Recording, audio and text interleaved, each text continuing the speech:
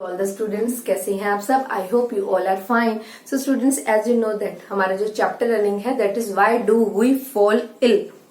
इस चैप्टर के अंदर हमने काफी कुछ डिस्कस किया है. हमने हेल्थ के बारे में डिस्कशन किया है, डिसीज के बारे में डिस्कशन किया है, micro organisms that cause different type of diseases in the human body, उनके बारे में डिस्कस किया. Infectious agents and the non infectious agent that cause some diseases in the human body, and also we discuss about the important topic that is AIDS, acquired immunodeficiency syndrome, ठीक है, that caused by virus HIV. And इसके अलावा कि किस किस तरीके से micro organisms हमारी बॉडी तक पहुंच सकते हैं, क्या ट्रांसमिशन हो सकता है उन माइक्रो ऑर्गेनिज्म का हमारी बॉडी तक पहुंचने तक का, और क्या क्या ट्रीटमेंट हमें लेने चाहिए, what are the principles of treatment to kill these type of diseases. ठीक है, तो there are two type of principles to treat this type of diseases. First one is to reduce the effect of disease. जितने भी disease होते हैं उनके effect को reduce किया जा सकता है by taking the medicines. और दूसरा principle था ट्रीटमेंट के लिए टू किल द माइक्रोब्स. जो भी माइक्रोब्स आपकी बॉडी में डेवलप हो उन्हें कंप्लीटली किल कर दिया जाए bye taking the proper antibiotics that prescribe by the doctors. ठीक है, या तो उन्हें रिड्यूस कर दिया जाए उस इफेक्ट को, इस तरह से आप ट्रीटमेंट कर सकते हैं बॉडी का, या फिर अपनी बॉडी में से जो भी माइक्रोब्स डेवलप हुए हैं जो बॉडी को नुकसान दे रहे हैं, बॉडी में कुछ भी प्रॉब्लम्स क्रिएट कर रहे हैं, उन्हें पूरी तरह से किल कर दिया जाए. तो first principle of treatment is to reduce the effect of the disease, and second principle of the treatment is to kill the microbes. Fine. So now today we will study about the principles of prevention. आज हम principles of prevention की बात करेंगे.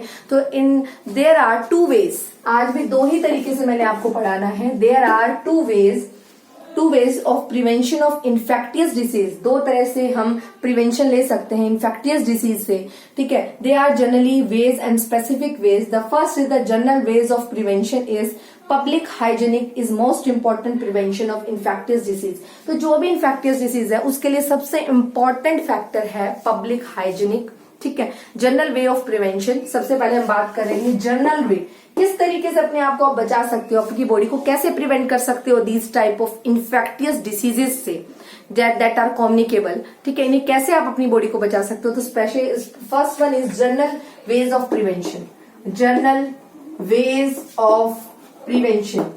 तो general ways of prevention में क्या आ जाता है? पब्लिक हाइजीनिक, मतलब अपने आसपास के सराउंडिंग को क्लीन रखेंगे. ठीक है, अपने आप को क्लीन रखेंगे, जहां आप रह रहे हैं वो एरिया बिल्कुल हाइजीनिक रखेंगे. इस तरीके से आप जनरल वे है कि how to prevent our body, how to prevent. ठीक है, तो अलावा if a human body take the balanced diet, then there are no different type of a disease that trap the human body. अगर कोई person public hygienic रखता है, environmental clean रखता है, इन्वायरमेंटल पोल्यूशन से फ्री रहता है, ऐसे इन्वायरमेंट में रहता है, और सेकेंडली कि अगर वो एक बैलेंस डाइट लेता है, प्रॉपर डाइट लेता है अपनी बॉडी का, मॉर्निंग से इवनिंग तक पूरी तरीके से केयर करता है अपनी बॉडी की by taking the proper nourishment, then a person become healthy. ठीक है, and to resist through this type of infectious diseases. वो पर्सन इस तरह के इन डिसीजेस से कभी भी इन्फेक्ट नहीं होता. तो दिस इज द जनरल वे. इसके अलावा एयरबॉर्न जो डिसीज है उनसे प्रिवेंट अपने आप को आप कर सकते हो. वाटर बोर्न डिसीजेस से भी आप अपने आप को प्रिवेंट कर सकते हो. वेक्टर बोर्न डिसीजेस से भी आप अपने आप को प्रिवेंट कर सकते हो बहुत से मेथड से. एयरबॉर्न डिसीजेस से जनरल वेज में एयरबॉर्न डिसीज से अपने आप को कैसे प्रिवेंट कर सकते हो? By living in the condition where is no crowd. ऐसे कंडीशन में रहिए जहां ज्यादा भीड़ भाड़ नहीं है, अच्छे पोल्यूशन फ्री एरिया में रहेंगे तो आपकी बॉडी हेल्दी रहेगी. तो एयरबॉर्न डिसीज से आप बच सकते हैं. ठीक है, आप एयरबॉर्न डिसीज आपके पास तब आते हैं जब आप क्राउडेड एरिया में जाते हैं. दूसरा इज द थ्रू वाटर. जो थ्रू वाटर फैलते हैं डिसीज, आप उनसे भी बच सकते हैं बाय ड्रिंकिंग क्या क्लीन वाटर. ठीक है, बाय यूज द आरओ लें, यूवी फिल्टर्स लें. ठीक है, यूवी फिल्टर वाला पानी पिएंगे तो आपकी बॉडी में बैक्टीरिया डेवलप नहीं होंगे, आपकी बॉडी बैक्टीरिया फ्री रहेगी, आपको इन्फेक्टियस डिसीजेस नहीं होंगे. तो वाटर बोर्न डिसीजेस को भी आप रोक सकते हो by drink the clean water. ठीक है। इसी तरीके से वेक्टर बोर्न डिसीज को भी आप प्रोवाइड कर सकते हो by live in a clean environment. तो 3 तरह के डिसीजेस से आप बच सकते हैं। एयरबोर्न डिसीज से आप बच सकते हो, क्राउड प्लेस पे जाकर जाना अवॉइड कर दीजिए। दूसरा, आप वाटर बोर्न डिसीज से बच सकते हो, साफ पानी क्लीन वाटर पीकर। और वेक्टर बोर्न डिसीज से आप बच सकते हो। वेक्टर बोर्न डिसीज वो होते हैं जो किसी भी मॉस्किटो बाइट से होते हैं। तो आप ऐसे क्लीन एनवायरमेंट में रहेंगे तो वेक्टर बोर्न डिसीजेस भी आपको नहीं होंगे। तो these are the general ways of prevention from the infectious diseases. General way. Now we will discuss about specific ways of infection. Specific ways of infection. बेटा ये तो हो गए general ways. Specific ways of infection जो है इसके अंदर there are disease specific measure which used to fight them. It is done by immunisation.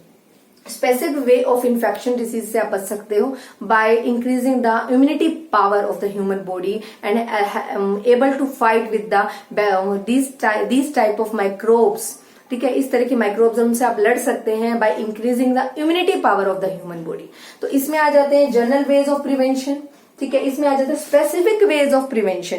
तो स्पेसिफिक वेज ऑफ प्रिवेंशन में there are disease specific measure which are used to fight them. It is done by immunisation. This is the process of introducing a weaken pathogen, ठीक है, inside the body of the host और a full of his or her immune system to produce antibiotics against them for a particular diseases. If your body have a weak immunization power, then not able to fight with the diseases, then the antibiotic we will take, and अगर body में disease आ गई है तो हम antibiotic लेके भी अपनी body को ठीक कर सकते हैं। तो स्पेसिफिक वे, एक तो है जनरल वे प्रिवेंशन के अपने आप को बचाने के, एक है स्पेसिफिक वे अपने आप को, specific ways of infection to prevent from the infection. So this is process of introducing a weakened pathogen inside the body of the host. Host is the human body. ठीक है, suppose host to fool his or her immune system to produce antibiotics against that particular diseases. Not only does, ठीक है, not only does our immune system fight the diseases, but also keeps a memory of the incident by keeping those antibiotics in the bloods. So there are number of ways we will able to cure the body, human body. ठीक है, तो हम अपनी body को बहुत तरीके से prevent कर सकते हैं। एक तो मैंने आपको जनरल वेज बताए बॉडी को प्रिवेंट रखने के लिए, बचाने के लिए इन्फेक्टियस डिसीज से, और एक होते हैं स्पेसिफिक वेज, उसमें आ जाती है by taking the antibiotics. By taking the antibiotics we prevent the human body. ठीक है, तो not only does our immune system fight the disease, जरूरी नहीं है हर बार हमारा इम्यून सिस्टम ही फाइट करे बॉडी से और डिसीज से। ठीक है, इम्यून सिस्टम हर बार साथ नहीं देता, कई बार ऐसा होता है, but also keep a memory of the incident by keeping those antibiotics in the blood. ठीक है, तो एंटीबायोटिक्स भी हमारे अगर ब्लड के अंदर हैं, प्रेजेंट है, वो भी हमें डिसीज से बचा सकती है। ठीक है, इतना आपको पता हो। ठीक है, नाउ हमने एक बार में एंटीबायोटिक्स ली हैं और अगर वो डिसीज हमें कुछ समय बाद हमें हमारी बॉडी में दोबारा हो गया है, तो वो उस समय एक बार डिसीज हुआ, हमने एंटीबायोटिक्स ली, पूरा कोर्स किया, एंटीबायोटिक्स ली 3 दिन 4 दिन 5 दिन जितने भी दिन डॉक्टर ने हमें बोला।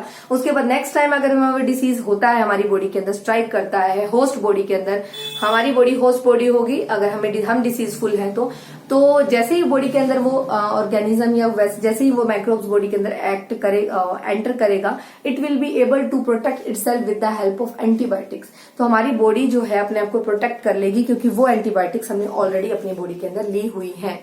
तो ऐसा होता है, एक बार अगर सपोज हमें कुछ मेजर डिसीज हो जाता है और हमने उसके एंटीबायोटिक का पूरा प्रॉपर कोर्स किया हुआ है, अगर वो डिसीज हमारी बॉडी के अंदर फिर कभी भी एंटर करेगा तो वो एकदम से हमारी बॉडी को नुकसान नहीं पहुंचा सकता। अगर उसकी एंटीबायोटिक्स हमारी बॉडी के अंदर ऑलरेडी है तो हमारा ब्लड उस डिसीज से हमें वापिस से बचा लेता है। ठीक है, तो this is also the basic law of followed by the vaccination programs done by the infants. तो ये एक जनरल मेथड है। अगर आपकी बॉडी में वैक्सीन है किसी भी डिसीज की, तो आने वाले समय में सभी छोटे बच्चों को शुरू से ही वैक्सीन दी जाती हैं ताकि उनको कभी भी अगर कोई डिसीज कोज ना करे। अगर कोई डिसीज उनकी बॉडी में एंटर करता है तो अगर वो वैक्सीन उनकी बॉडी में प्रेजेंट है उस डिसीज से लड़ने के लिए, तो उनकी बॉडी में ज्यादा नुकसान नहीं पहुंचता, बॉडी ठीक रहती है।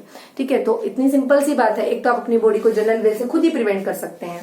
ठीक है, एयर से प्रिवेंट कर सकते हैं हम अपनी बॉडी को, और करते भी हैं, वाटर से प्रिवेंट कर सकते हैं अपने आप को हम वेक्टर्स काफी मॉस्किटोज वगैरह से प्रिवेंट करते हैं बाय, ठीक है, ऑल आउट वगैरह लगाकर।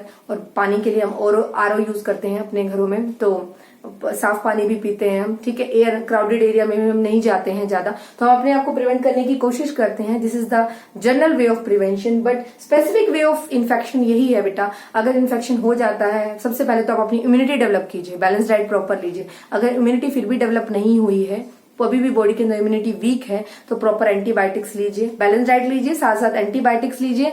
एंटीबायोटिक्स अगर बॉडी में रहेंगी, बैलेंस डाइट प्रॉपर रहेगी, तो अगली बार अगर वो डिसीज हमारी बॉडी में एंटर करता है तो हमारी बॉडी उससे प्रोटेक्ट हो पाएगी, ठीक है। तो इतना आपको पता हो। Now I will discuss about the some diseases that takes place in the human body due to some pathogens. तो बहुत से पैथोजेंस मैंने अभी तक आपको बताए हैं, उनसे बहुत से डिसीज कोज होते हैं मैंने आपको बताए, तो उनके बारे में आपको पता होना चाहिए। So list of the few diseases, अगर मैं बात करूं, list of few diseases that trap the human body, that may be trap the human body, जो ह्यूमन बॉडी को बहुत सी ऐसी डिसीजेस जो ट्रैप कर सकती हैं। जैसे first one we can say that malaria. Malaria एक ऐसी डिसीज है जो ह्यूमन बॉडी को ट्रैप कर सकती है। इसके अंदर इसका जो पैथोजन है दैट इज प्रोटोजोआ। इसका जो पैथोजन है उसका नाम है, पैथोजन का नाम है जो उसको अटैक करता है माइक्रोब, दैट इज प्रोटोजोआ, ठीक है, प्रोटोजोआ। और इसका जो कैरियर है जो इसको करता है वो है female Anopheles bacteria, sorry female anopheles mosquito की वजह से ये होता है, ये इसका कैरियर है, ठीक है। कॉकरोचेस से भी हो सकता है ये। इसमें क्या होता है, फीवर होता है और दैट कोज हाई फीवर में भी, ठीक है। This is the malaria, this is the disease that cause by protozoa and this done by this carry by female anopheles mosquito. And next one is called typhoid. Typhoid भी एक disease है। Typhoid जो है वो bacteria से ही होता है, ये भी एक बैक्टीरिया है, उसी से कोज होता है, दैट इज कॉल्ड टाइफाइड, ठीक है। That done also by the bacteria, that done by the bacteria, ठीक है। इसमें भी हाई फीवर होता है। अगला है एड्स। एड्स मैंने आपको बहुत अच्छे से बताया है, that cause by a virus that is called HIV, और इसका जो कैरियर है वो है सेक्सुअल कॉन्टेक्ट। ये जनरली सेक्सुअल कॉन्टेक्ट से फैलता है, और ये हमारी बॉडी की, अगर ये किसी को अच्छे वो होता है, एड्स की प्रॉब्लम होती है, तो बॉडी की इम्यूनाइजेशन धीरे धीरे करके, बॉडी की इम्यूनिटी धीरे धीरे करके डिक्रीज हो जाती है, और बहुत बुरी तरीके से पूरी बॉडी के अंदर वायरस स्प्रेड कर जाता है, जिससे बचना बहुत मुश्किल होता है। नेक्स्ट आ जाता है डेंगू, ये भी एक वायरस है। नेक्स्ट आ जाता है वॉर्म्स, ठीक है, वॉर्म्स, ये भी हमारे इंटेस्टाइन, बॉडी की इंटेस्टाइन पे इफेक्ट डालते हैं। नेक्स्ट आ जाता है बच्चे काला आजार। काला आजार ये भी एक प्रोटोजोआ है।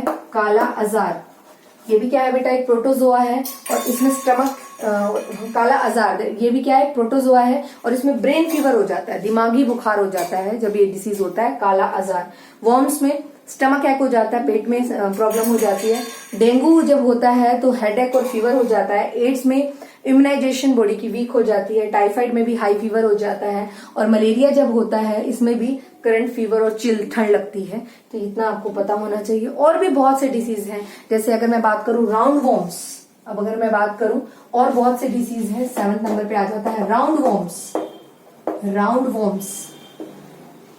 राउंड वॉर्म्स ये हमारी बॉडी के अंदर पेट की प्रॉब्लम करते हैं, स्टमक अटैक करते हैं, और फीवर भी करते हैं।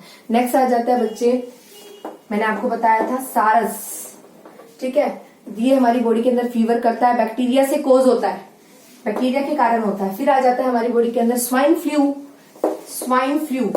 ये भी बेटा वायरस है, ठीक है, स्वाइन फ्लू ये हमारी बॉडी के अंदर फीवर कोज करता है। नेक्स्ट आ जाता है बर्ड फ्लू, ये बर्ड से होता है, बर्ड फ्लू, ठीक है, that also cause by virus.